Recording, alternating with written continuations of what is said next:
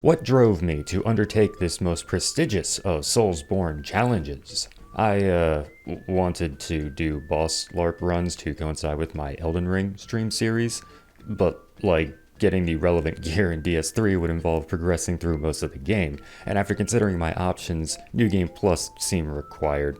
What can I say? I don't want to resort to modding because I'm bad with computers, and bringing my ideas to fruition in the confines of a vanilla build of the game is a challenge unto itself. It's interesting to overcome. More on topic, though still related, I also don't typically like resorting to New Game Plus either, as it eliminates a key aspect of this series: player progression, specifically soul level and Estus strength. How you tackle DS3 is dependent on those two factors. It influences what you do when. Starting a playthrough with a max flask and endgame stats makes most of the game trivial, and I want to see how well these boss builds stack up against the entire experience. So how does one solve all these issues? You guessed it, SL1. I get all my relevant gear on my first run, dump the rest of my inventory prior to starting Journey 2, and then I can relish in the sanctity of my fresh start in New Game Plus. It wasn't for the glory, the story, nor the gory satisfaction of climbing that mountain. Deadass, SL1 was simply a means to an end. Hell, this wasn't even going to be a video either, but my irreverence to the challenge, which I've no doubt channeled into a sensationalized thumbnail, complete with circles and arrows and a paragraph explaining what this was to be used as evidence, was not limited to the run's inception. After casually trouncing half the game, and seeing as I'll already need to do the main game side content to get Gundir's halberd, I figured I'd throw the DLC on the pile and make a day out of it. So here I am now, to walk you through my flippant all bosses SL1 playthrough. It all started when I was at work and had the idea. Then, spending maybe 15 segmented minutes throughout the day, I skimmed over the wikis and created a rough route to follow.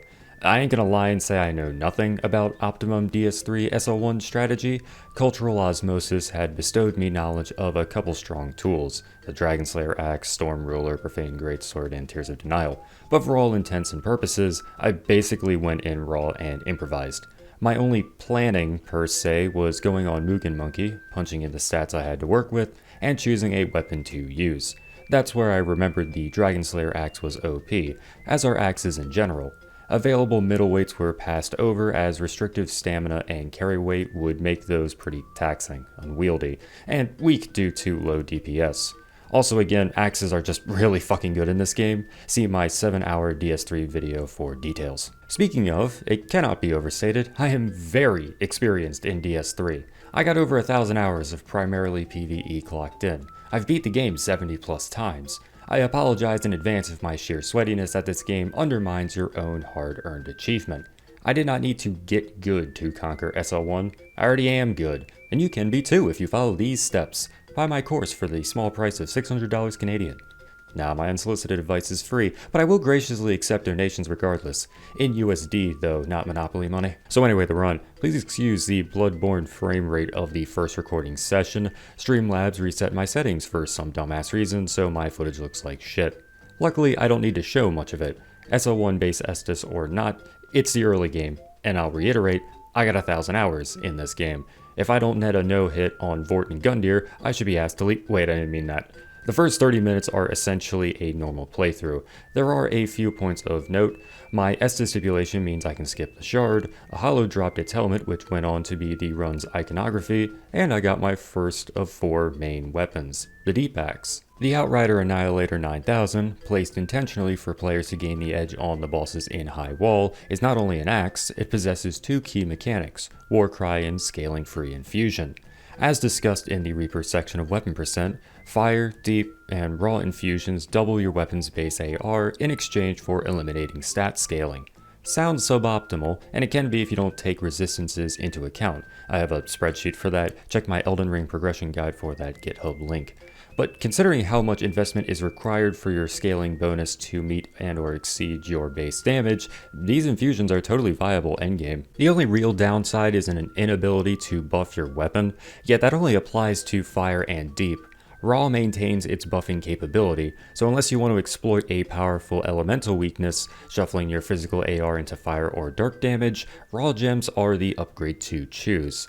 Though let's not sell the other two short. Circling back to the former mechanic present on the Deep Axe, War Cry allows you to still buff those normally unbuffable infusions. All this is to say, damage this run will not be a concern, a fact whose consequences will become apparent later in this video. For now though, it's what gives me the immediate power needed to ensure my early game sweep. Mobbing in Fair and Keep would establish the fissure which the Abyss Watchers will soon cement as the first bona fide challenge of SL1. Stamina. We're early enough that damage intake isn't crazy, so low vigor, like my absent damaging stats, aren't relevant. Plus, I made a point to grab the defensive stoneplate rings to lessen damage intake. Endurance, however, is curbing my lethality noticeably, and is leaving me prone in lethal situations. Carelessness is being punished, and my neutered flask, unable to fully heal my level 1 character, leaves little room for mistakes. Not to worry, I got 1,000 hours in this game. My latent proficiency kept my gameplay clean and casual. Still, I was concerned about my flask's ineptitude, so I wanted to get the Estus ring and by extension the tower key ASAP. Good thing I have nothing else to spend accrued souls on. 20k is a lot early on though. It is also the quantity dropped by the Abyss Watchers, and unwilling to face Sage's magic spam without improved healing, the first Lord of Cinder was my target. And they were the first encounter that felt different to fight on SL1, due to the few permissible mistakes. Phase 1, in what will become a running theme, gets precarious owing to their overwhelming numbers. Gotta move intelligently to keep eyes on both aggressors, or at least keep a clear mental image of what the off-screen watcher might do next, a technique made possible by my bottomless DS3 experience. Skill only gets you so far when the third guy comes in guns blazing though. Shit devolves into a proper mosh pit, the agile enemies darting all over the place. If you can kill the first ad, the phase becomes a nasty 2-on-1, the main boss sandwiched between you and the Red Eye Watcher, his every action interrupted. My first attempt was pretty sloppy, so the VOD shows how to and how to not handle Watcher's Phase 1. Since that first try ended quick in Phase 2 though, my performance in that leg of the fight was just representative of the correct technique. Or rather, it would've if I hadn't insisted on a dumbass loadout. The Abyss Watchers are easy to backstab, why not use a weapon with a high crit modifier? That'll surely be more efficient damage output than my axe, I thought. Maybe that would be true in an ideal world. In a move probably meant to balance out that strategy, getting the dagger to register a crit is damn finicky. Or I was just being too slow in my execution, missing the window. Either way, my idea failed. This won't be the last time that stupid dagger would mislead me. Oh, and to add insult to injury, I forgot to put the raw gem on it, so damage was even worse compared to my axe. If nothing else, this handicap just leads to a more impressive performance. I got the win second try, so my poor planning clearly wasn't a problem. With Estus ring in tow and down one charge cause I couldn't be bothered to go back to the bonfire, I put down Sage. Figured exploiting the quirk that he can't teleport when his soul masses are active would be all I need to win. And I was correct. I was also right to swap my armor over to max magic defense. Margins were a little close, but I eked out a first try victory regardless. Stamina is rearing its ugly head, even with the unfair advantage trapping Sage in a corner. If I don't properly space out my attacks, he can get an action in. He nearly got away at the end, but I secured the kill. Yay, Lloyds! But first I gotta beat these NPCs. Easier said than done since, like I just mentioned, I can't string together long unbroken combos. Or tank because of my weak flask. Not that such an approach would be advised with a class lacking active poise. Another reason I didn't make use of the heavier gear usable on an SL1 build. The extra poise damage could have been nice though. I get why people like using the Profane Greatsword. As for me, parrying is sufficient. Cathedral also nets me access to Ariandel and the Millwood Axe within. Slightly stronger than the Battle Axe, but possessing an awkward running war cry, it would serve as my Fire Axe. It cut down Greatwood as easily as you'd expect, resulting in a near no-hit. Had he not done a butt stop near the wall, trapping me in his diarrhea, I'd have my second flawless victory. At this point in the run, I still wasn't going for all bosses, I just needed the transposing kiln for Gundir's gear, and the aforementioned Profane Greatsword. Thought I'd at least try it out. Speaking of stuff theoretically unnecessary for an any percent route, stealth. Somehow, Fair and Keep couldn't keep me away from the spells necessary for Slumbering Dragon Crest. What did is my inability to remember what I actually needed to buy to get that ring, despite my time investment in DS3. Even if that flub left me short on souls and unable to get it now, it's not like it prevent me from using Hidden Body. I need 15 int to cast, and the stat boosting rings are deep in the game. You've likely spotted that I can only wield my axe two-handed. The Night Ring, found in Lothric Castle, will fix that by providing 5 extra strength. The Priestess Ring will do the same for Faith, it's locked behind Champ. With it, and some other way to get higher FP, I never looked up how, you could use Tears of Denial. More importantly, the Hunter and Scholar Ring, boosting Dexterity and Intelligence respectively, are all the way in the Grand Archives, aka behind the 3 Lords of Cinder. By the time I get that far, I won't need Stealth, since the best application, Irithyll, will be done already. A more pressing concern, I need that dex to use the Dragon Slayer axe, so no matter how many bosses I intend to fight, getting to Archives, or at least Lothric Castle, is high priority. Thus an early dancer is due. As stated in my DS3 vid, I prefer to fight her after I get the upgrades from Smoldering Lake. If you've played this game before, you get my rough route. Background aside, the rings I can access now already fill up my slots. I got Chloranthy, would have been helpful for Abyss Watchers and Sage. Whoops. I was using Grasscrest at least. By the way, Siegvard hadn't even finished his monologue before the demon died. My offense is plenty good. Lloyd's is highly recommended for any player. Normally I only study the blade, but Elden Ring has taught me the power of the shield. Didn't know if it'd be enough to stave off death on SL1, but hey, it couldn't hurt. Clutch rings will, so it'd at least soften the blow there.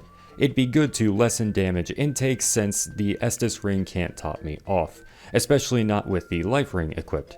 I got Flynn's too, with a specific application in mind. Eventually I got around to doing Deacons. Much of this run's runtime was spent mindlessly picking up gear I hardly used, thinking it'd be integral to my victory and that I wouldn't just mindlessly beat each boss in a couple tries. Like I was preparing to get Toxic Mist, grabbing a Pyroflame and Fire Resist, but then I just never bothered to pick it up. And turns out I didn't need it, even in the DLC, though admittedly it would have been helpful. As would using that Frost Sword I killed the first Outrider for. My 15-minute planning sesh routed in a bunch of useful status gear, only for me to forget all about it when it came time to record. I digress. It's very annoying that I kept getting backstabs when I was trying to thin out the crowd with my disgusting AR. Where were all of these when I was dueling Watchers? Far from a no-hit, but an easy first try victory. On to the second recording session, and its higher fidelity. Yeah, all that was the first 2 hours of the run, played casually and covering the first quarter of the game. Enticed by Smoldering Lake's Titanite shards, heading there became my first order of business in Session 2. But first, I wanted to clear the way to Irithyll, light those bonfires in advance. Some bosses gain added depth from SL1's heightened stakes. Wolnir is not one of those cases. Let's think back to the one statistic this challenge doesn't impact heavily, AR. Maybe had his bracelets been tough to destroy, I would have been overrun by his ads. Maybe then he could have posed a threat. In the end though, I just beat him like I do in every playthrough. Better luck next time, Wolnir. Sullivan's Beast did defy expectations. I thought once you performed a riposte, they got stuck on their back forever. I rushed down its head to do just that. As it turns out, they do get back up. Caught me by surprise, but being one hit from death, I suffered no consequence. The Catacombs demon didn't fall as easily as the other two. My mimic friend hardly put up a fight, so my skeleton friends had to pick up the slack. Summons are banned, of course. That won't stop me from forming coalitions on the battlefield. My allies fought valiantly, falling in the line of duty. Their legacy lives on in the souls they earned, which sit sentinel in the demon ruins, where I dropped them after running around aimlessly. I didn't see the point in taking my normal route through the area, it's not like I can use the Estus upgrades, so I instead improvised, got turned around, and died. Ignore that, here's Kraton to distract you. Wait, not the first encounter where I snatched defeat from the jaws of victory, the second fight where he invades the player. Rather than him predicting my actions, switching targets last minute to finish me off, I was the one doing the reading. Knowing he'd back up to heal, moving closer to the cliff, I rushed him, pushing Kraton off for an easy win. Can't truly claim my prize, however, need more dex, so it's back to the critical path. Through and through, picking up Titanite scales here and there, as well as Dark Clutch, plus Xanthus ashes for gold resin, I get to Yorm's bonfire. Won't drop the giant now, I want the Hornet Ring from Untended Graves to expedite things first. Time for Dancer, and for this run to get serious, right? She was such a challenge in the claw run, where my vigor was comparably restricted. Logic would dictate similar difficulty here. Or so I thought, for I neglected a key factor. This deep axe is +7. While we do observe a seemingly heartbreaking loss, attempt number 2 shows us the power of weapon upgrades, and that I was being too greedy playing DS3 like it's Elden Ring, mixing in heavies. Shame the winning attempt wasn't smooth though. Phase 2 got me playing all skittishly. It extended to Phase 1 after dying. Regardless of efficiency, or rather because we can discuss efficiency at all, it's clear Dancer posed little threat. High damage output meant little time for things to go awry. Hell, it even freed up room for experimentation, me using stronger blows, aiming for her head, in hopes of getting a cool riposte. I was successful. You can see the particle effect notating the stagger on the killing blow. Not as stylish as I hoped for, but cool nonetheless. Game knowledge informed me of such a possibility in that fight. It's also what made evading her so manageable. It's a sixth sense at this point. I can intuit when Dancer will exit neutral, when it's been long enough that she'll likely counter my next approach. Experience 2 let me dodge her spinning slashes from off screen and reassess when the pews blocked the camera momentarily. All these factors came together to engender my glib gameplay, going still unpunished since SL1 stats haven't fallen off. Clutch ring be damned, my defense remains good enough to stave off death with Lloyd's active. At least it does during bosses. I probably didn't need to clear out Lothric Castle to grab those chunks, but I did anyway. A missed backstab undermined those efforts. You guys don't care about resource gathering though. A challenge run video is about bosses, not my brave stand against the Hollows, which proved to be a fight of the ages. You may be interested to hear one can simply walk behind the pus infesting the dragons for a safe kill. And regardless of your interest, I'm going to tell you about how I needlessly backtracked to High Wall thinking I hadn't picked up Gay Rat's cell key. He'll sell me a chime I can use for gentle prayer after his first trip pillaging, and I fucking love regen. I swear it makes a difference. Of course, in order for that weapon art to remain active, I can't two-hand the axe, all the more reason to go grab the night ring. Was about to do that when a knight so rudely killed me on the lift. Well, now I'm back at the bonfire, and it's not like I even had the chime yet, so we'll grab that ring later. Right now, I had to kill a boss to get Gay Rat to return. At this point, I was beginning to seriously consider doing all bosses, so I set targets on Old Demon King as opposed to Osiris, Dragon Slayer, or Aldrich. Remember earlier during Wolnir, I said some bosses flourish on SL1? Yeah, Old Demon is one of them. Never had a run where he put up enough resistance to warrant locking off. For years, his weird frame has jostled me around, sliding my character into his hitboxes, while my every swing gets magnetized to his hunched-in chest, the location of his lock-on point. Being able to freely maneuver around his body and aim each strike made the fight a lot more engaging. Would recommend. Glad I fought him before getting to +10, it kept our battle fair. Old Demon becomes a good example of slight speed differences in movement between DS3 and Elden Ring. Running in this game is a greater commitment. I'm not being one-shot with Lloyd's, but I need to consider how I'm avoiding his attacks, and that entails figuring out safe, consistent technique, which I hadn't needed in the past for this fight. Running has longer windup and recovery, as well as lengthy turnaround animations. If you are gonna run, you need to be mindful when you do it. I can't just hold circle as I'm trying to circle Old Demon here. That's the beauty of SL1 gaming. You gain a great sense of how your character moves, the extent of your mobility, and thus how you can best apply your kit to avoid all incoming damage. For me, 1,000 hours in, this elevation was a logical next step to elevate my performance. Though I won't lie and say I didn't feel a little held back by this game's heavier animations after recently learning Elden Ring's timings. Corralling my character in battle often felt arduous. If you're getting tired of me gassing up my skill, Dragon Slayer showed that knowing too much can be problematic. I was so caught up worrying about the Pilgrim Butterfly sniping me, but it was the armor itself that wallbanged me. In my defense, group fights are the hardest part of SL1. It's merely this encounter where the ads aren't a priority. Anyway, knowledge of staggers also continued to promote greedy R2s in my mind, swiftly punished by shield bashes. Though some shield bashes aren't necessarily bad, I'm familiar with that attack, it being shared Crucible Knight timing. The shield can still obscure aerial bombardment though. Yeah, so once I stopped being dumb and dueled him normally using R1 exclusively, I got a no-hit. 2 blunders nearly cost me the accomplishment. Going to the fountain upon hearing the butterfly charge up was smart, however I didn't back up far enough. Simultaneously, I accidentally hit Dragon Slayer's shield, triggering a bash that I had to correctly time whilst avoiding projectile rain. No matter, I got out unscathed and secured the win. A maxed out Fire Millwood axe was partly responsible for that victory. I should jump back a bit to show how I got it. Sucks to not have stealth for Ariandel's treacherous route descent, but I lived, so yay. From there, carefully strafing the tree's flurry, utilizing fire staggers, spawned the Snake Eater ladder, and climbing up netted me a slab. Simple. Gothard won't spawn until Yorm and Aldrich are dead, so back to Irithyll I go to face the dreaded dog hallway. Prospects were grim, Silver Knights drained my Estus, and I was embered so Londor Paleshade invaded. In a fortuitous turn, Millwood one-shot the dogs, giving me time to run away and swap ranks to wield it one-handed. I'd taken some chip from Magic Spam, which Gentle Prayer could heal off to reactivate Lloyd's. Same was true for Paleshade's projectiles. Meant I scraped by the first stretch largely untouched, with Estus recovered for the chaotic next rise. Figured I'd need to throw to despawn the invader, then come back fully healed since the first Silver Knight doesn't respawn. But axes are just better than claws. And dogs, pussyfooting around, also appeared unnecessary. All remaining mobs were wiped out effortlessly. How the hell did I do that first try? Wish I could say the same for Pontiff. 1,000 curses upon that dagger and its misguiding light. This would have been over so much faster if I just used the axe. But no, I had to throw on Flynn's and parry him to death despite only possessing a rough understanding of the timing and zero strategy past the initial leap, which he didn't even do one time. I died a lot, solely due to my own boneheaded obstinance. I was certain that it'd only be a matter of time. All that's required is a good run, one where I don't forget to buff, and when I apply resin, I do so mindfully.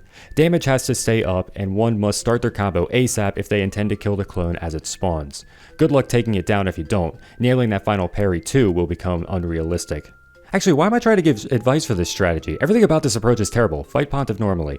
Only parry if the opportunity naturally arises. That, or don't play around the stab into fast slash, wait for his sidestepping windup.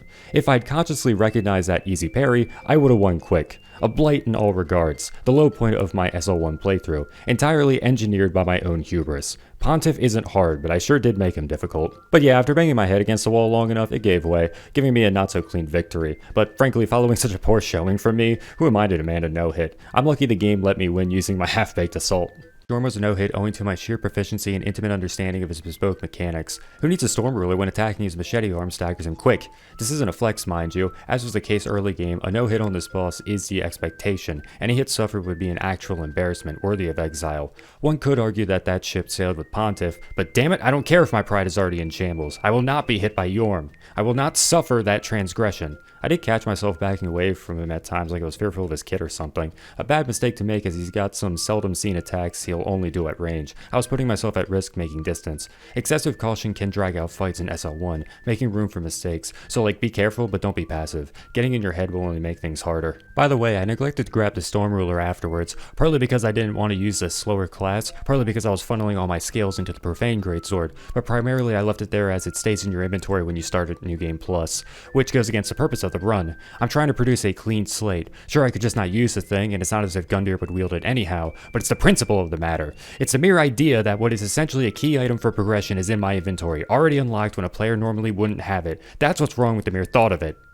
Have you seen enough of the Yorm fight to be satisfied? I can just direct you to the VOD channel if you desire confirmation of my no-hits, but not everyone's gonna do that, so I kept the footage rolling for evidence, ranting and raving to fill time. Won't need padding to show off Aldrich. He's got lesser known mechanics worth explaining. To the uninitiated, each body part on this boss has differing resistances, like Yorm. Most casual players are aware of it, yet probably haven't seen the full scope of the design choice. Most players would know the easily struck slug section takes reduced damage, meanwhile Gwyndolyn's corpse sees no such protection. Normally this segment is out of reach. If you do get a strike on it, chances are it was a happy accident. Now a brief aside, covering a defining mechanic most players would remember about Aldrich, projectile spam. Won't take many attempts to realize staying at range will induce an endless barrage of magic and arrows, particularly deadly in Phase 2 due to the latter range tracking, as well as lingering attack sequences overlapping. Thus, people will quickly learn to approach this boss, lessening the chance that he'll use ranged attacks. Aldrich might do a melee strike in that position, but generally he'll panic and warp away. The fight becomes a tedious game of cat and mouse as you chase him around the arena, getting a few hits on the slug each time. Now to dig deeper, with understanding of the casual approach, we can discuss the advanced strategy. Aldrich will cut his losses if you close in, however if you stay roughly at the extent of his melee range, he'll prioritize those attacks. Not only does this approach minimize the fight's projectile spam, it even gives opportunities to bombard the squishy corpse.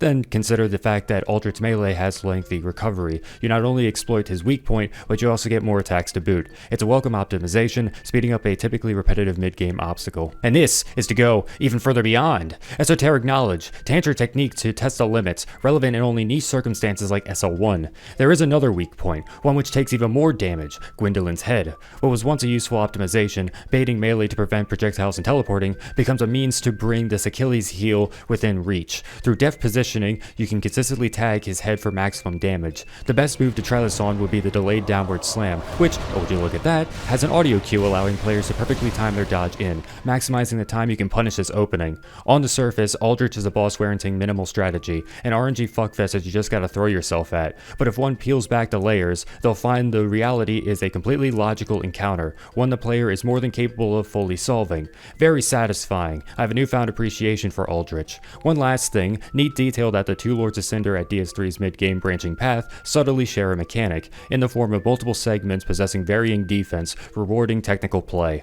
Okay, that concludes the Aldrich iceberg. I would have framed the segment in that style of YouTube genre/format, but I've never watched one out of spite. For one, I hate being pandered to. Popularity of icebergs alone is enough to stir my inner contrarian. For two, the concept is kind of presumptuous. I mean, how can you, a random amateur producer no different from me, claim authority on a given subject? Can you really say for certain that a piece of trivia is truly obscure? How can you say what I don't know? What are you trying to say? I'm crazy? When I went to your school— Had no issues traversing the newly opened Grand Archives. Lloyd's tanking remains viable in spite of clutch, and damage output still permits a swift end to encounters, including a relatively vanilla Sage kill. We'd be in luck if it did fall off, because after a cheeky jump, the Hunter's Ring finally lets us use our best axe. Then I just need to kill these Winged Knights, go down to the secret elevator, and get the slab needed to max it out. And even supposing all that power was insufficient, equipping the Scholar Ring grants access to stealth, skipping mobbing entirely. Lingering Dragon Crest would have made it more useful, given my sparse FP, but like with Toxic Mist, I was too lazy to grab it. Besides, also like I said earlier, few worthwhile applications for stealth are left, won't be that helpful anyway. The build is basically done. It's time for arguably SL1's most demanding challenge, at least in the main game, the Twin Princes. They test the player's ability to overcome the run's primary weaknesses. Lorien's relentless combos strain stamina, punishing greed substantially. In Phase 2, his damage boost can result in one-shots. Don't leave yourself prone, either stuck in an animation, out of breath, or both. Lothric peppers you with magic. Chip adds up at level 1. Every level in DS3 marginally raises all stats, including defense. Not having the extra bulk is palpable. Projectiles shred an SL1 character's shallow health pool. Unlike Aldrich though, it's hard to prevent these two from repositioning, warping away to resume zoning. Yet don't fear the magic. The real threat of teleporting is Lorien. Some of his options out of it are wicked fast, hard to spot dodge when you've only caught a fleeting glimpse out of the corner of your eye. Well, for you it may be. Tackling the unholy trinity of bows during weapon percent taught me ways to safely avoid even his hail shielded teleport. By locking off, walking straight in a single direction, the hail generally can't track well enough to connect, and you can quickly spot the summoning circle around Lorien. Simply dodge away. Chances are Lorien can't reach, or you can get eyes and spot dodge his delayed swing. Granted, he's still out of sight momentarily, but what can you do? I like to think I've developed a sixth sense for where he'll appear. Lothric seemingly aims for your blind spot, so using the clock analogy, at your 8 and 4, with relative consistency, I can predict where he'll pop up and reassess. Yeah, this isn't working. The downward slam and impaling thrust are a menace. The former comes out at blinding speed, difficult to avoid even when he's visible. The latter punishes the retreating rolls I recommended. Dodging to the side instead could work, but since we're not locked on and or privy to his exact location, it's hard to know what side is. During my lengthy bow fights, I had high defense and regen to shrug off these strategic shortcomings. SL1 though does not share that luxury. I'll repeat, chip adds up, and being just slightly under max HP is enough to ensure a fatal blow. Speaking of, I briefly considered RTSR since Lorien brought me near death every swing. Not near enough, unfortunately. Lloyd's sword will have to suffice. New strategy was due, and I'm pretty chuffed with my solution. Turns out lock-on was my saving grace this whole time. Yes, the infamous FromSoft camera was the key. The system gets a lot of flack from players, who heap criticism, demanding long-needed sweeping change. I'm included in that group, somewhat. See, contrary to the petulant masses, I actually have a clear understanding of what's going wrong and thus what needs fixing. I'll largely be keeping my secrets, resting on an unverifiable, authoritative appeal, probably saving in-depth discussion for a far-off Elden Ring autopsy, but a few points are relevant here, namely ways to apply lock-on, meeting the skill requirement, overcoming the skill issue. Keeping eyes on your target is part of the challenge, and it produces emergent strategy. Just because it's tricky doesn't mean it's bad. What is bad is DI, directional input. Your character will automatically turn to face the provided point. Directional movement of the left stick is dependent on your character's orientation. If the lock-on point reorients your character, it recontextualizes what stick movement translates to. In praxis, when circling Lorien, if he teleports, the camera will whip around, facing you in a new direction, changing how your current DI will move your character. There's a fleeting moment before your brain reacts to this new orientation and adapts your equilibrium where movement feels stiff and restrictive. You press dodge in that window, but don't quite go in the direction you feel you ought to. It's like in that split second, the game's movement is being arbitrarily limited. I want to dodge up, left, or right from my original position, but I'm being magnetized in this new direction against my will, placing me in an undesirable location, failing to clear the hitbox. It makes for down 2 really fucking inconsistent. The answer? Back up, dumbass. If staying close and circling is getting you turned around, don't stay close. After an interaction with Lorien, leave yourself time to back out. Holding straight down will always move you away from a lock-on point, no matter the direction. Well, unless that point is suspended in the air, like on Dragon Heads, and you get stuck spinning directly underneath. For grounded targets like the Twin Princes at least, it's a surefire bet. There's another benefit to this DI. Greater distance between you and the lock-on point means the camera covers a wider POV. If Lothric moves him close to that covered perimeter, you'll stay locked on, moving in a manner you have conscious recognition of. Up close, teleports will bring Lorien outside of this range, breaking lock-on, requiring manual adjustment to get him back on screen. It does feel a bit stiff strafing the two at range since you are still reorienting to face them. You're not moving in a cardinal direction, but rather orbiting the lock-on point, so there is a slight disparity in how you feel you should move given the DI and how the input is actually translated in-game. This is relevant as being slightly off 90 degrees will affect your orbit velocity, creating the sense of stiffness. It feels like I'm corralling a stubborn mule, an unwelcome sensation. The remedy being expensive controller notches. No, just be accurate with your DI, refine your dexterity on the sticks, and it's workable. Everything else though, that's fair. Get good and quit blaming the game. If an opponent got you up against a wall and you can't see shit because the camera's pulled way in, that's on you. That's a punishment of being in disadvantage. Should have avoided the actions that produced this situation in the first place. Be mindful of your surroundings. Part of Souls combat is spatial awareness. Keep that in mind at all times. Thank you. Against the twins, the arena ain't huge and those pillars can trip you up. My advice is thus applicable here. Anywho, intricate game mechanics aside, my chosen setup for the twins had some noteworthy quirks. Lothric, being a frail spellcaster, is weaker to physical, so Rezzern and Warcry should provide comparable buffs in Phase 2. As such, little is lost swapping weapons. It's not like I'm erasing limited resin supply. I got into the fight buff with Gold Pine, put down Lorien quick, then whipped out that Frost Sword to debuff Phase 2. Need I remind you, chip adds up, and it can lead to deaths latent to an attempt, leaving me dead inside. Frost lowering their defense would in theory shorten time to kill, leaving fewer chances to screw up. After netting a proc, I swap back to the axe and roar back to full strength. Resin application is fairly committal and thus risky. Meanwhile, Warcry can be belted out in smaller openings without needing to scroll off my flask. The two techniques together refine both offense and defense, optimizing my performance against this formidable foe. The twins are certainly an endurance fight, probably the second toughest type of opponent for SL1 players. Overwhelming strength is your greatest asset in this challenge, so bosses who, even under ideal circumstances, take a lot of hits to put down pose a great threat. I can't just hack down these two in a couple interactions. Revival magic in multiple phases means large sums of HP I gotta wear down over the course of an attempt. So, one must gain the upper hand by relying on tools outside of high axe AR, the methods I employed being the now explained optimizations. And because those changes led to a tidy victory, all my strategy coming together nicely, my ultimate victory was very satisfying. A great moment in SL1. I look forward to future Twin Princess fights in this format, though I'd likely forego the Frost Sword, it saves time resource gathering. We now have access to Kiln of the First Flame, and a boss I guess you'd say I was dreading. Historically, Soul of Cinder was my worst DS3 boss. I've never properly learned his kit, never needed to. Much like the twins, previous mediocre technique was enough to scrape by, cushioned by endgame stats and Estus. Most winning matches saw both combatants trading heavy blows, especially from his spear moveset. Don't ask me why, but I could never wrap my head around it. I get clipped repeatedly. SL1 does not permit such reckless ignorance, hence I was daunted by the final boss, though I figured if I could get deep in the fight, namely halfway into Phase 2, high axe AR would burst down the rest of his health during lengthy lightning windups. Things weren't entirely bleak. Initial scouting was about as dire as anticipated. My first couple tries saw me dip into the Dreg Heap to grab steel protection, and the following deaths saw me trade the sword for the shield. Sucks that Dragonslayer leaves you with only 2 ring slots. SL1's made me regress to DS1's limitations, and with it the same restricted options, except here I'm shackled to Lloyds instead of FAP and or Havels. Once I settled on my equipment loadout though, things oddly fell into place.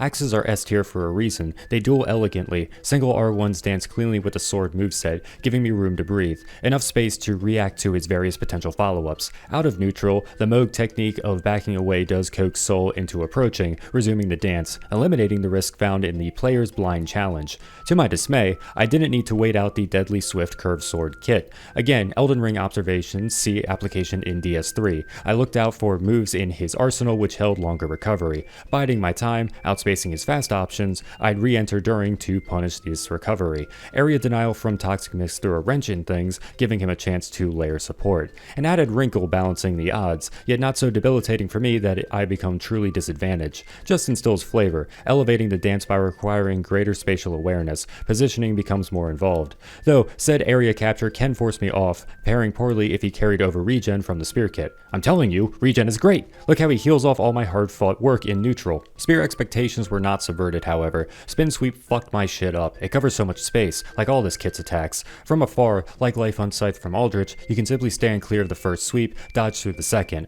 Up close, two buffered rolls won't comfortably clear the hitboxes rolling away. Instead move in, circling Soul. Maybe it was just because of the uneven terrain, but the second spin passes harmlessly overhead. Other than that, be quick on the draw, utilizing the full range of the axe to nail your counters. Each thrust is fast, you can't take time to close in, so try and stay at the edge of your weapon's reach. You should do that for the whole fight, but it's particularly relevant against the spear. Now, magic is famously Soul's weakest kit, possessing lengthy vulnerable animations and hitboxes which are easy to avoid up close. His soul mass coverage always gets me antsy, don't want to risk the clip, so let's just trigger him at range and... or I can get shotgun for fair and hail. Soul only brought out the catalyst once, so I never concocted a counterplay for that kit. I was right about phase 2, but first we gotta get him that low. Considering the axe could dance safely with his fast movesets, Gwyn's combos could be navigated easily. The kick was concerning, not for the stagger, but it doesn't prevent you from buffering a roll to dodge the grab. No, the chip breaks Lloyd's, opening the way for subsequent slashes to kill. Thankfully, he's squishier in phase 2. He's halfway down after only a couple hits. Even though I'd given up working in heavies, Soul doesn't have massive poise, meaning I staggered him around that health threshold.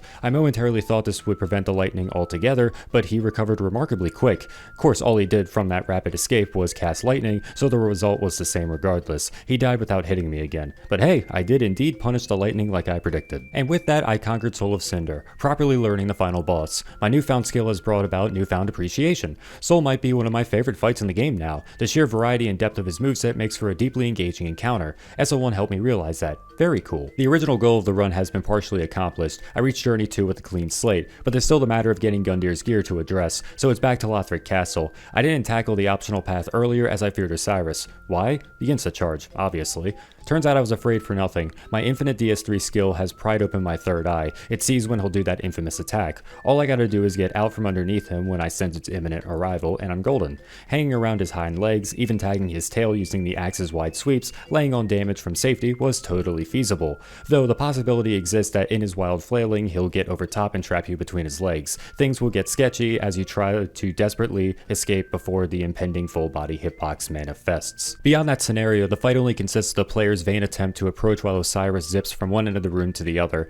On the off chance that you do get close enough to strike, his spindly model might weave around your swipes anyway. It's pretty frustrating, tedious, but not really dangerous. Except for White Dragon Breath, the coverage on that is quite wide. Mid-rolls only barely clear it, and I guess Pestilent Mist poses a problem in phase 1-2, the chip can break Lloyd's. Though despite these issues, he can be bursted down during the phase transition. Osiris doesn't have much opportunity to put up a fight, unlike our last couple bosses. The thralls blocking the shortcut elevator impeded me more than he ever did. Champ was how Pontiff should have gone. To be fair, his slower halberd is significantly easier to parry. After all, the frame data is scaled for early game difficulty as opposed to Sullivan's mid-game challenge. But still, Gundyr had his every move deflected and countered severely. SL1 might have had my fastest champ kill to date. I'm too lazy to check my archives though. You can if you want. Most of my recent DS3 history is up on the VODs channel if you're hellbent on cross-referencing my claim. Yay, now I can use Tears of Denial.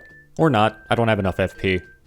I don't feel like looking up how people cast this shit at level 1. It probably sucks anyway. Besides, the run's over, right? I got the desired equipment and yeah, I already said I was making this an all bosses playthrough. On to Archdragon Peak. A spell I will use is Hidden Body. That'll get me to the bonfire and through Wyvern right quick. Oh, you have got to be kidding me. Check the archives. I never missed the plunging attack. Why, of all runs, did this have to happen during SL1? Whatever, it's not like it was hard to sneak through the gauntlet. Well, timing the cast was tricky. Without lingering, the buff doesn't last long, and since I'm so low level and lack upgraded Estus, I get few casts. Can't be reapplying too often, I'll run out, but I also can't wait too long since I'm very vulnerable during the animation. That was more of a problem on the way to Nameless though. The Wyvern sandwich between rock lizards has a much higher chance of killing me at a stealth as I clumsily try to not get body blocked. Lingering hitboxes don't help. I should have gone back to Firelink and reallocated Orange Estus, but clearly dying was faster.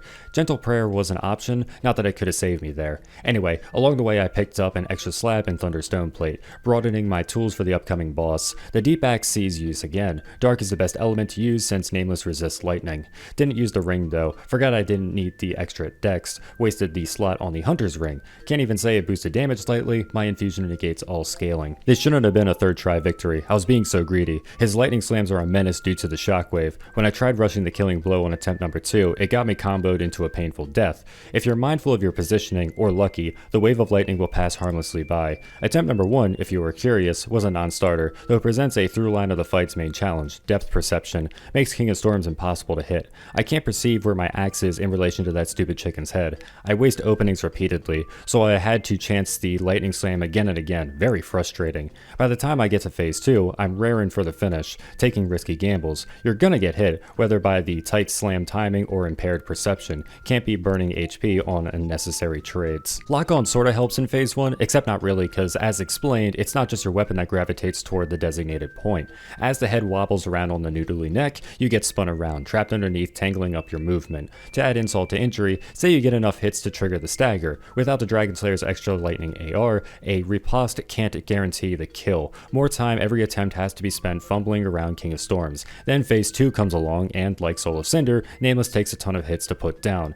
It's gonna be a long duel, more lightning slams, more chances to make unnecessary mistakes. I wouldn't say this boss plays gracefully in SL1. It's not hard per se, there's simply a good deal of jank creating friction, diminishing my overall enjoyment of the duel. Also, I guess Nameless does hit hard, not hard enough to kill a level 1 character apparently, but depending on your loadout he could one-shot you. Watch your stamina and remember to catch your breath. His kick combos into itself from numerous angles, often with minimal delay. Gotta relinquish some counters to afford the next roll. Eventually I won, thanks to a clutch stagger at the end. Gentle Prayer wasn't gonna heal me up enough to survive the next error. DS3's main game has been officially cleared, now time for the DLC. First and foremost, navigating to the bosses. Hidden Body hides me from the angels, the Dreadkeep is a breeze. I still killed the phalluses projecting them to be safe, but that redundancy went unengaged as neither Toxic, nor Thralls, nor Desert Sorceress, nor even the last angel could slow me down, despite running out of both HP and FP. Since I'd already reached the depths of the painting, the Corvian settlement was next, as was Wilhelm. Took the opportunity to test run the Profane Greatsword. I can see why people like to use it on NPCs, even if the timing is super tight considering stamina.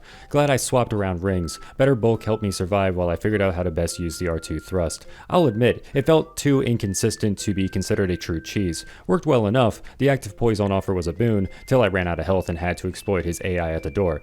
Thought he'd ruin the first try victory, running me down like that, but the rolling poke did him in. The dog sniffed me out of stealth, but I made it to Frida regardless. She's almost really cool in SL1. Unfortunately, she's the first real instance of the greatest threat to a level 1 player. Groups. Watchers, Pontiff, sure they had multiple targets attacking you, but only temporarily. Phase 2 Frida is a true 2-on-1, no way to get around it. Once again, we encounter a need for further optimization. I have not mastered this leg of the fight. I've done so with phases 1 and 3, and not 2 though. Up till now, my modus operandi was to rush down Ariandel, only breaking away to prevent Frida's healing. That's not gonna cut it. I can't afford to get chipped by her frost or trampled by his crawling. I must figure out when I can strike safely, where I can safely stand. Ariandel is huge. He blocks a large part of the screen, if not all of it. Naturally, it can be tough to tell what he's charging up from behind, as well as where you should dodge in response. Typically, you only have to concern yourself with him. Frida won't approach, substituting her phase 1 moveset for zoning. Except when she doesn't. See, if you get close, she'll swap back to melee. Whether or not this happens is generally up to RNG. As with all multiple enemy encounters in Dark Souls, they can just group up, refusing to do anything besides walking into one another. And randomly, Frida will just charge in out of nowhere. Like, I feel as if I could rationalize it as she doesn't want to hit Ariandel, not that the fight has friendly fire, so she doesn't risk swinging. Then she sees you wailing away unimpeded and thus is compelled to intervene regardless. Whatever dumbass way you choose to justify it, you'll be forced off Ariandel eventually. My first attempt, which opted to give Profane a shot, somehow got out of phase 2. Frida staying relatively passive, her attacks not overlapping too much with Ariandel. The stamp weapon art would have netted me a stagger had Frida not stepped in, but that isn't why I used the weapon. Phase 1 and 3 get shut down pretty hard if they lose the range advantage. I wanted to run the Ultra Greatsword for its reach. Turns out it wasn't worth the slow speed and stamina consumption, especially not after factoring in lower AR. Even using the R2 buff, this Ultra Greatsword is simply weaker than the axe, noticeably so. My damage output could not kill Black Flame fast enough, and my depleted resources soon ran out. Left prone by my committal Ultra Greatsword, death followed. Then I switched to the axe and kicked myself for the next 30 minutes as apparently I burned up all my good luck on that first attempt. I could not, for the life of me, get through phase 2. Occasional losses to the obligatory first health bar was salt in the wounds. I knew if I could just make it to Black Flame once, I'd get the no-hit, yet things would not go my way. My issues at the start of the fight came down to impatience. The boss takes forever, partly responsible is Frida's docile nature phase 1. I want to get a move on, another crack at Ariandel, but she won't do anything. Unlike Melania, neutral isn't won so easily. To make the first move, especially with an SL1 character, is ill-advised. Thus you're stuck waiting till she jumps, waiting till she leaps into action, waiting for her combo to play out. Also you can flub the spacing and blow the opening. Eventually I threw pine bundles on my hotbar, the extra AR getting the most out of each successful exchange. I can't afford a long combo, I'll run out of stamina. 2 swings is a safe bet. Walk in, attack, then get out, repeat. The time that the foregone third swing saves grants ample time to position. Bundle in the interim, benefit from higher damage on those 2 hits. I ended up switching from bundles to Warcry, got tired of jungling items. The real boon anyway is quick buffing and preserving resin. The weapon art accomplishes that. Phase 2 will be cut short in a blink of an eye, resulting from 2 primary sources, Frida's sudden aggression and Ariandel's giant delayed hitboxes. It takes forever to separate these two, it takes even longer to get close to Ariandel afterwards, and all will be for naught if Frida decides to send Frost your way. Ariandel can swing around and kill you outright, as the Frost chip breaks Lloyd's. It's not solely a matter of avoiding the trail's explosion, the status buildup prevents even standing there, it's more of an invasive instance of area denial.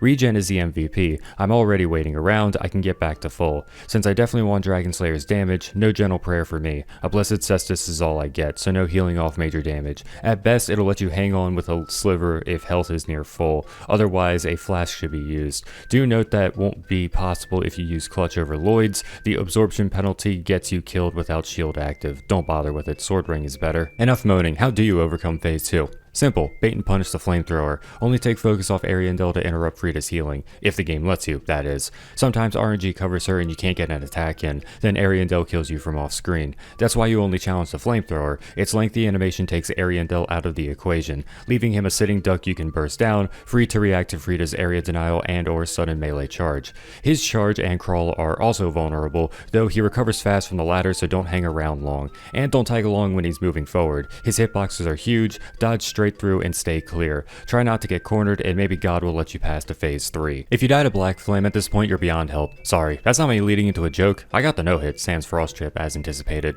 You can check the VOD. She attacks fast and consistently. All her timings and combos are easily managed. Greed's the only way you get struck. So like, don't be dumb. This part's pretty fun. If phase 1 weren't so boring and phase 2 so irritating, I'd say Frida is great on SL1. Wish my expectations had been subverted, but the boss turned out to be as troublesome as one would guess. And contrary to previous difficult battles, the solution wasn't interesting or dynamic. You just wait for the one attack. There's no epic dueling or focal management, no cool strategy to surmount the obstacle. Can't recommend it. Actually, the sentiment extends to the rest of the DLC, but you don't need me to tell you that Gravetender sucks dick. Ideally, a player would be able to stun lock NPCs to death in a single combo. As that strategy is unviable on SL1 thanks to stamina limitations, the fight's more complicated. Difficulty of the encounter is derived from complications during phase 1 and 3, points where you have multiple targets to juggle.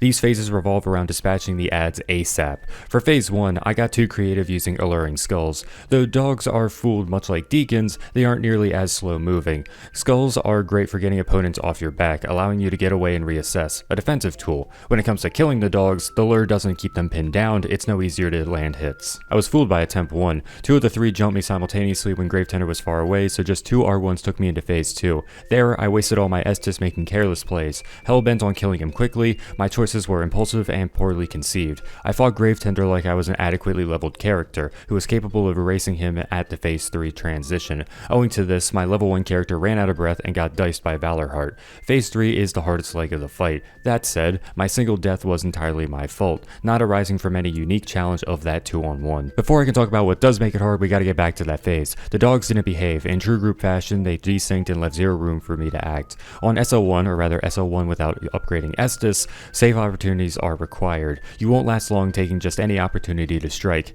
Damage snowballs quick. I can attack the dogs whenever possible. Gravetender can and will punish my recovery. As you no doubt observed, this translates to endless running around until the stars align. Eventually, a tactical retreat lured the dogs from Gravetender, which let me progress. Phase 2 was easier when I approached with an actual strategy. Simply dodge past and counter, 2 hits then back out. On SL1, each interaction produces disappointing results, but hey, it's consistent, that's all I can ask for. Some pillar shenanigans let me buff up, the fire piercing his shield better, leaving less HP to clean up in phase 3. Wish I'd registered a backstab though. Did you see that? A magic missile. Typically a mild nuisance in runs, it'll interrupt you, the stagger is the real threat. At level 1, that shit hurts. Suddenly Gravetender gets way more dangerous. Keeping him in this docile range state is no longer safe. In recent times, I found prioritizing Great Wolf to be ideal. It's the simpler of the two to combat 2-on-1. A bigger target, the bigger threat damage-wise, and harder to predict off-screen since it can dash all over the place. That said, I can't exactly ignore it now that Gravetender is a serious threat, so I'm stuck locked onto the big dog, positioned in such a manner as to keep both enemies on screen.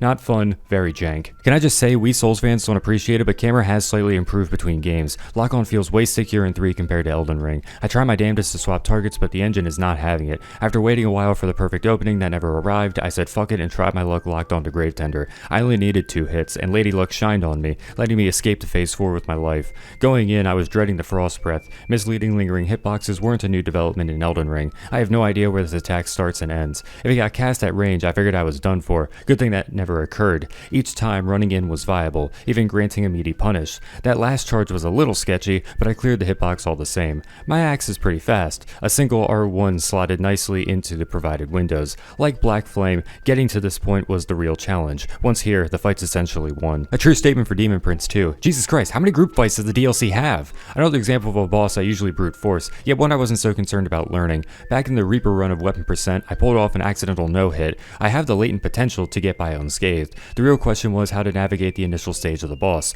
Toxic would be a death sentence. Blooming moss clumps aren't banned or nothing, I was just too lazy to get any. Though beyond that, I'd imagine the explosion's damage would kill. Probably. Have you noticed that Lloyd still hasn't fallen off this late in? Sure, I am switching up my armor to maximize relevant damage absorption, but for fuck's sake, I'm level 1, how am I shrugging off the DLC?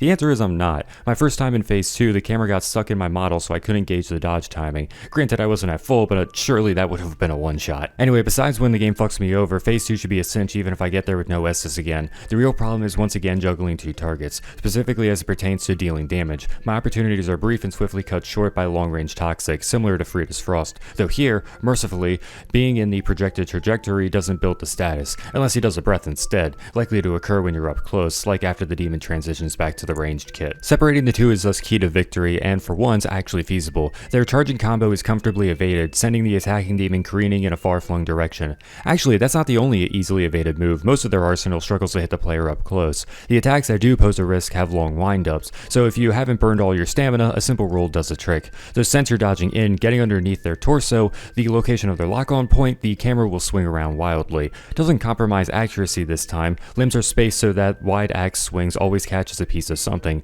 Wings and tails serve as contingency on the off chance you miss. I understand why this boss has the second highest health pool in the game, only beaten by Yorm, who in practice normally has less due to weaker resistances and the Storm Ruler. You're constantly attacking the Demon Prince. Had they less HP, the boss would be worn down in a blink of an eye. What this means for SL1 is a long fight. Warcry and Resin help, but you're gonna be here for a bit. Though combat is largely non-threatening, you are your own worst enemy. Don't get psyched out, panicking into a throw, and it's a free fight. I'd say the poison would be what to watch out for, more because of how anxious it'll make you. Ranged bombardment, though scarcely unavoidable, keeps the pressure on. It never lets you ease off. You permanently stand on the brink in phase 1, narrowly escaping Toxic each interaction. Wears on the nerves, could induce an error, a mistake that'll lose a ton of time since the demons take so much punishment. Phase 2 kinda shares this trait, less because of the looming pressure and more the mounting progress at stake. Die now and repeat minutes of steady battling. Has my waffling given space to include most of the winning attempt? It was a no-hit, so I want to gloat, but I gotta provide proof lest people call bull. Something, check the VOD, I'm nasty at this game, too easy. 3 more, but first the final stealth mission. No problem. Okay, slight problem, I missed Time Medear's fire breath. Glad I opened the door. It's alright, won't happen again. God damn it! Usually the little axe step is helpful. It keeps you in step with your combo so you don't drop it, but it can also walk you right into the fire. 2 Medear deaths. I'm fucking washed, never mind. Okay, 3 deaths to Medear. Come on, how can I claim to the masses that I'm good at this game if I'm dying to literally the most consistent boss. Well, greed. I got 3 bosses left. Mid-tier shouldn't take any effort, so I'm trying to get this lengthy endurance fight over lickety-split. I know where I'm going wrong, but really? 4 deaths? Really? I mean, this time isn't super surprising. Affinity is his most inconsistent attack, as it stacks with whatever else he does, and with SL1 defenses, I'm not shocked I got shredded. Let's just swap armor to be safe, poke close will do, and I get the no hit without him using affinity. Why can't you just do what I want you to? Stupid dragon, whatever, swap my shit back, oh and fix my Estus, one flash sure as shit won't cut it for Half-Light. For all my bitching during Frida and Grave Tender, Half-Light is the true reason why I said groups are SL1's Achilles heel. Well, not Half-Light, he's entirely exploitable. I spoke at length in Weapon Percent about katanas, their myriad weaknesses, which, brief aside, is fascinating as the apparent impetus for this horrible class is a half-baked balancing measure. The devs looked at DS1's katana, thought it was too good, and instead based DS3's off the neutered washing pole. Hence why it led to my remark in that section postulating the washing pole is the only katana worth running. Range offers a little benefit to offset everything working against that class, almost like those drawbacks were originally designed for that express purpose, balancing added range. I digress, washing pole speed or not, DS3's poise system stunts katana offense. My level doesn't change that. Maybe if you wore better armor, it'd create friction, but as my axe can break even his weapon art's poise, Half-Light himself gets shut down. His one respite is found by activating his divine spear fragment, living up to his title. It grants hyper armor akin to perseverance, which has the potential to turn the tide of battle. That is, if he didn't use the wall of spears as cover to snipe. Don't get carried away, he'll still dome you point blank if you get behind his barrier, and the buff can persist till he switches to his frayed blade. But let's not kid ourselves, now that we've observed his behavior, we can play around it. Hyper armor isn't a problem if you just run. Half-Light is unable to lead his shots, a moving target will make his strategy moot. Though it does waste time, keeping danger away until his real defense, the spear soul mass, regenerates. Those will put a dent into any player, an SL1 character gets iced. Hardly game ending though, considering my winning attempt spent the entire ending duel one hit from death, yet he couldn't kill me. The modest 2-hit dodge back strat remains strong, its consistency unbroken. Meanwhile, split-second bundle buffs keep damage up without putting me in danger.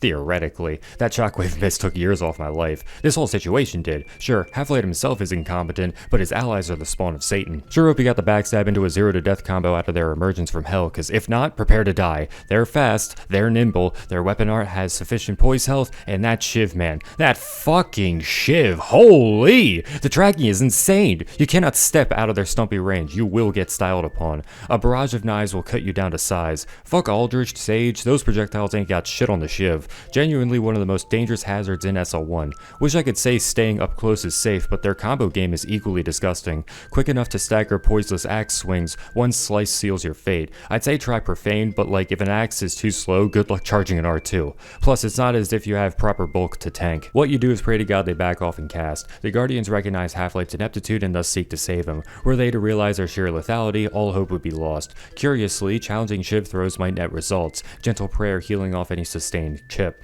Of course, then you'd give up Dragon Slayer's AR, look how little it does, barely beats out their healing. Another luck-based boss, particularly versus Guardian number 2. Half-Light's range coverage is a problem if you can't see him. Trying to find adequate footing against a target who dominates in all positions is a Herculean task. Getting mowed down from off screen just extinguishes all hope. A saving grace, axes can, emphasis on can, roll catch. If they roll in, you can string together numerous hits. Also, you can run out of stamina and die. Or your quarry, hanging on by a thread, heals while you catch your breath, undoing all that hard work. And once you die, you gotta listen to Judicator Argo's speech again. Pure pain. Hard to recommend an all bosses SL1 run. The DLC doesn't gain much in terms of value. 2 NPC fights turn into an RNG nightmare, as does Frida. You could summon Gale for phase 2, be able to enjoy dueling Frida alone. Her parts of the fight are good fun, though you won't develop any skills not required by piloting a properly leveled character. No unique refinement gleaned like when combating Soul of Cinder or the twins. Subject to this phenomenon too are Demon Prince and Midir. Less margin of error, yes, however neither play differently on SL1. And finally Gale, granted he warrants a few tricks, but again, same fight. All that changes is the length of an already lengthy duel. Suppose if you wanted to prolong the fun, there's reason to SL1 Gale, but is it worth SL1 Half-Light? Nah, we're not playing Elden Ring. It takes maybe 4 hours for a veteran player to reach DS3's DLCs, not 10 to 20. Sure, want to get more out of Mesmer, going with low scat, you'll actually learn phase 2. Not here. Little is gained via the handicap. Okay, you get it though. My point is SL1 adds substance to main game DS3, namely at the end. Meanwhile, DLC sees no similar boon. Regardless, I am here now, in this moment, twirling around this familiar parable. Twirling is an apt statement. Strafing Gale's combos is recommended. Phase 2 is largely the safest stage, exception being when he pulls out the gat. The frustrating impetus to Melania's most frustrating attack, no, not waterfowl. Startup is wicked fast and its frame data is a total crapshoot. So many hitboxes, so little time to escape them. Of course, that's to teach the player not to try and dodge. Negative reinforcement is intended to evoke different behavior out of the player. Don't run, attack. Both moves have no poise. Anything will stop it dead. The challenge then becomes reaction, registering what is about to happen. Both have rapid startup, catch on too late, and the initial damage suffered makes tanking the remainder hard to justify. Neat mix-up on paper, kinda annoying in execution, unwelcome on SL1. As our phase 1's combo extensions, which I will equate to Moog's sneaky third swing, gets my ass good when I'm rushing, eager for another whack at phase 3, where I get deleted by the Rancor, summoned by a diagonal slash similar to Loretta's mastery in how you roll into the low horizontal blind spot.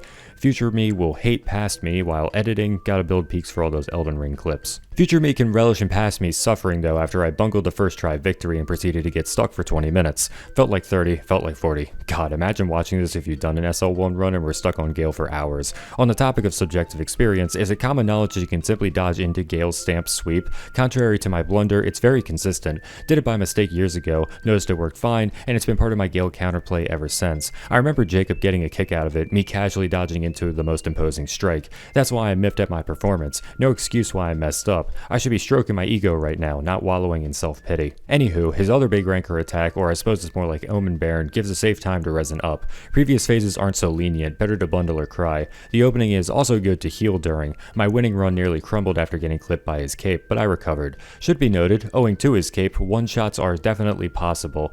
Don't get hit. Easier said than done? No, not quite. His kit is simple and damage is no different than a regular run. Actually, it's pretty good. Always nice to see yellow health when you strike. Let's see here. The Discus, Gale gets kind of passive, so just wait that one out. Oh, and I guess I didn't elaborate earlier. Gale is weaker to physical. Whether you bundle or cry, either should be fine. Gale is a fitting final boss, I say through gritted teeth, cause Soul of Cinder was more interesting. Being another endurance fight, he demands not just knowledge, but adept implementation over a long period to claim victory. A proper test of strength. Just fight him with a normal axe build, the experience is practically identical. Alright, that's a wrap folks. God, that took forever to write. Why is this gonna be like an hour long? Jesus, SL1 did not feel that involved while playing. In review though, it appears I was unconsciously integrating a fair amount of nuanced technique, and the optional DLC brought upon several irritants worth dissecting, necessary in conveying the SL1 experience, how it is to play the game in this manner. From that retrospection, we reached 3 conclusions. Any percent is really cool, 100% is tedious, and New Game Plus Fresh Start Vort using Fat Rolling Gundyr was way harder than this entire challenge. Back to Ricky.